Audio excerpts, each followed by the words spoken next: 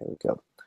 Welcome to tealtownusa.com. Yes, it's the show that AJ and Hockey Jerk both have teased me about doing, or actually doing. Welcome to Jersey Jargon, and where we talk about all kinds of logos and jerseys and whatnot. Of course, as some people have said, San Jose's favorite hockey jersey designer. I am Erik Kuhre. You can also follow me on Twitter at Puckguy14.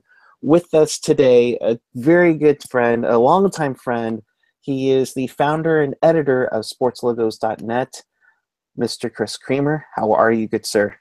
Mr. Kuhre, I'm doing good. How are you? I like the idea of this show. I hope it doesn't end up like Fun with Flags on Big Bang Theory. No. I think there's going to be more successfulness of this show than anything else. But it's been, we've known each other for, probably close to 20 years when you got this site started. Are you there? I'm here. I lost it for a second. Should we start again? No, you're good. You're good. Okay. Yeah, it's been amazing. 20 years. I can't believe that I've known you this long. I mean, you were a scrawny little kid back then. So was I, and we've both, done it all, seen it all, and it's amazing. We've both come out alive on the other end, but we're still going strong, and I'm glad to see sort of how well you've been doing. You made great strides from your days at the produce department to now hosting your own jersey segment on a video podcast. Yes. It's kind of strange. We both worked in a grocery store, and now here we are today. Chris has also collaborated with the National Hockey League. So if you've seen, I would say that the most infamous thing would be that map video that put together the logos. I think that was a huge part of you, and I gotta say, the research that you put together and all that should be well condemned. Oh. So did you say infamous and condemned? Because those both sound like. So yeah, that was a great project to be a part of. Just months and months going to the Hockey Hall of Fame and going through the Resource Center, and just having the honor and privilege of being able to leaf through programs going back to the 20s, 30s, and going through historic letterheads and game-worn merchandise jerseys and anything you could imagine. Just being able to get my hands on that stuff, and they say sort of act like you've been there before. I was there as a fan. I was laughing. I was like a kid in some kind of crazy store.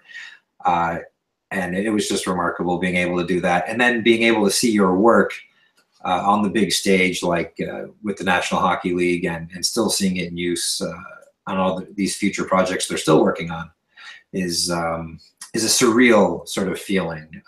Knowing that sort of, when you're younger and you're just sort of discovering these logos by looking at all those peachy hockey cards from the 60s and 70s, to knowing that now I've played a hand in sort of shaping the NHL's own history.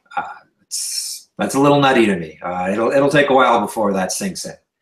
That's so cool. And for those, I mean, it was back in January when we had the Centennial Fan Arena, but going through the research of the logos, that was pretty much all Chris's part there. So kudos to you.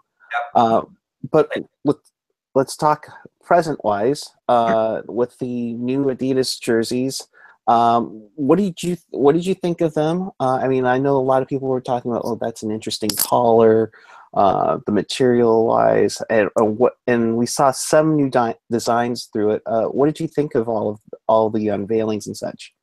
Well, for me, a lot of it was making sure there wasn't any crazy overhauls, because going into any sort of manufacturer switch, that's the big fear people have. They think that, okay, well, now Adidas is going to ruin the NHL. We thought that with Nike and the NFL a few years back. So going into it, I had to go into it with that mindset. Let's make sure that things aren't being ruined. I knew they wouldn't be, but you sort of go into it with low expectations. I left feeling impressed with what they did, And I think mostly because they didn't change a lot. They respected a lot of team traditions. They stuck with what, for most of the franchises anyways, they stuck with what the fans wanted. If I did have to criticize, and this is such a minor thing, the collar on some teams, I don't like the alternate colors that they use on some of them. Winnipeg's got a big white pentagon now in the front of their jersey. I know Chicago, a lot of people didn't like that on their home reds. But I mean, that's a minor thing. There's no 3 stripes everywhere. There's no Adidas branding going crazy. Yeah. If my biggest complaint about a league-wide redesign is the collar, overall, it's a success to me. You could talk about, the shoulders. They have that little pattern on there. I don't mind that so much. You only see it when you're like really sort of up close, either in person or on like HD. And even then, I'm just thankful there's no big giant advertising patch like in the NBA. So exactly. Right. So overall, they did well. A couple of hiccups here and there, but we only really noticed those hiccups because they did so well everywhere else. Exactly. Yeah, they did an outstanding job. So kudos to the Adidas crew over there. Out of all of them, is there one that you just wish, I wish I could contact them. I wish they could do something different with this team. Well, a lot of that, I don't know if you mean specifically with what Adidas did, but or in the design wise, I should say. I'm sorry. Well, I just beg that Ottawa does something soon. And it seems like they're going to, based on how they're using that O logo on all their social media, their marketing, their center ice logo now. You don't see that Senator head anywhere aside from the front of their jerseys. Right. So Ottawa, they're stuck in that old Reebok template. Why they carried it over to Adidas, I don't know. Maybe they just weren't ready in time for the switch. But if you've ever seen the Senators play in person, down there in San Jose, I mean, I got to see them in person on the road for the first time in January in Toronto here, and I can't believe how boring those uniforms are in person. Just, like they're not the Senators that I sort of grew up with, which while their uniforms were never amazing, they were at least interesting. They were eye pleasing, especially the mid to late '90s where they had the big white and red stripes. Mm-hmm. It's a shame to see that go. That's such an iconic look in Ottawa hockey history. The Ottawa 67s of the OHL, they get it. But the Ottawa Senators, these last 15, 20 years, they've just sort of pushed it aside, alternate jersey aside. So I'm hoping that the logos we're seeing in social media and all that is a sign of things to come. If not, I don't know if this franchise will ever learn.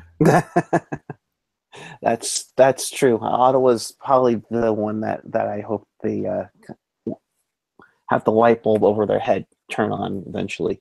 For the Sharks, there just seems to be, I mean, obviously the tradition is Pacific teal or deep Pacific teal as it is now. What have you liked in the look of the Sharks in the past, and is there something they should do going forward? I mean, we've heard that they're talking about making a third jersey. There's some speculation that they might go back to black. What are your thoughts on what San Jose's look, especially with all these new alternate logos that are coming up, especially on the jersey this year? Right. So San Jose, they've always had a solid look. I mean, with a color scheme like that, you can't go wrong. And sort of the logos they've always had have been great. I mean, a shark breaking a hockey stick, that's pretty damn cool. Mm-hmm. And even with slight modernizations, it's really held up and stood the test of time. Their current look, the one that they did with Adidas, overall, it's a good look. And the one complaint I'd have, and this applies pretty much across the league where it's missing, is the waist stripe. The Sharks need a waist stripe. They really do. And I don't care what they say, if it makes the jersey weigh more or not. That to me sounds like maybe they're just making something up. I don't know. But that the couple extra ounces it adds, it really needs to be added back. It really completes the look. And then switch the alternate patches, the new shoulder logos they have now. Mm-hmm. I really like what they did there too, especially on the road. How they made the shoulder patch, the SJ, that logo, sort of going back to that tradition you see more in baseball, where you represent your city when you're on the road. You don't see that in hockey a lot, but it's great to see the Sharks sort of embracing that tradition. Going forward with an alternate jersey, I think it's got to be black. If you're going to do an alternate jersey, it's really got to be a different color from your typical home set. And unless the Sharks are going to go that burnt orange color that they... No, don't, Chris, no. Just don't, no. Well, no. It looks good on your little nameplate there. But it works really well as an accent color, not as a main color. And especially with that team down the interstate where an orange is their main color, perhaps not a good idea. So with that considered, they got to go black. And I mean, the black and the teal looks good together, I think. So something like this, and if they can reincorporate this, I wouldn't be upset. Yeah, no, I think you're hitting the head on what the fans have wanted. They supposedly want another black jersey. I think more teal into it, but yeah, that shoulder fin needs to be on there. I think that's just goes to the history of the Sharks organization in regards to, they started with the shoulder fin. It's kind of like they're a Shark in attacking mode. So. And I mean, Sharks have a decent history now. I mean, over 25 years, coming up to 30 soon. I know. Can you believe it? I can't believe it. So, I mean, maybe it's time to start embracing that history like every other team does. I mean, they're a southern area team, maybe not completely southern, but that doesn't mean they can't embrace their history. They've been around enough. So let's do it. They're not original six. Who cares? Let's start well. Hey, they're a part of the original 22, Chris. I mean, come on now. Okay, that's a new one. I've never heard that before. All right. Glorious original 22, which lasted one season. Yes. All right, Chris. Tell everybody where they can find you and what's going on with your website, sportslogos.net. Sure. Well, sportslogos.net, we've been around over 20 years now. I feel like I've been doing it my whole life. Pretty much have been. I'm starting to get a little tired, but people keep stopping by, checking it out. So I guess I'll keep doing it.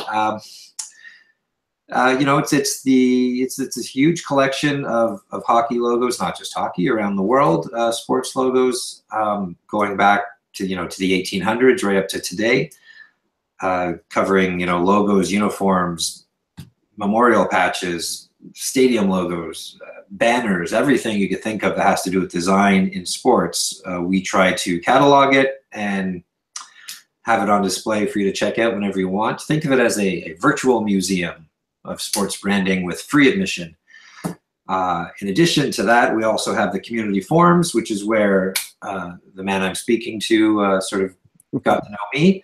That's at boards.sportslogos.net, where you can talk with other like-minded individuals and share your concepts and your thoughts and have conversations like Erik and I are having right now without the awkward video.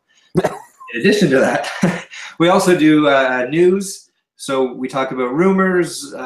Sometimes we get information that wasn't meant to come out yet, and we'll share that with you where we can legally. Yeah, that's true. We also talk about some origin stories about for example, how did the Sharks get their logo? Maybe one day we'll do a story about that. And on Twitter at sportslogosnet, and that's where I do most of my updating because it's so much easier just to type 140 characters and press enter than it is to write out 5 or 6 paragraphs and hit publish. Isn't that the truth? And of course, there's Instagram and Facebook and all those things. Just do a search for my name or sportslogos.net and you'll find what you're looking for. Yep. He is Chris Kuhre of sportslogos.net, a very good friend, wearing a very nice jersey. I appreciate you coming on and rocking that. As for me, you can follow me on Twitter at Puckguy14 or on the line on Twitter at TealTownUSA on the Twitter machine or tealtownusa.com. Chris, thank you as always, my good friend. You're welcome. Take care.